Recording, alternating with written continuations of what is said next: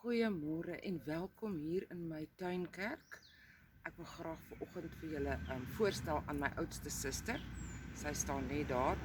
Sy is amper 80 jaar wat sy al hier in die tuin staan. Baie dinge gesien, baie dinge gehoor.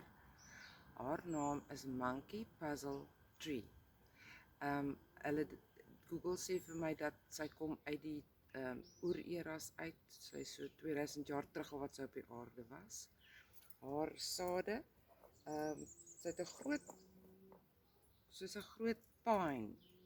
Dit is die shells van die pine en in dit is daar hierdie sade. Hierdie sade is almal eetbaar. So hierdie groot, dit lyk soos 'n dinosaurus eier wat uit die hemel neergedaal het een oggend na 'n storm. En toe het my soeke na die naam en betekenis van my oudste suster in my gemeente begin. So haar naam is Monkey Puzzle Tree en dis net interessant as jy dink hoeveel jare staan sy, hoeveel dinge het sy gesien, hoeveel dinge het sy gehoor. En laat ons maar almal wees soos bome wat geplant is by waters waar daar lewe is. 'n Lekker dag.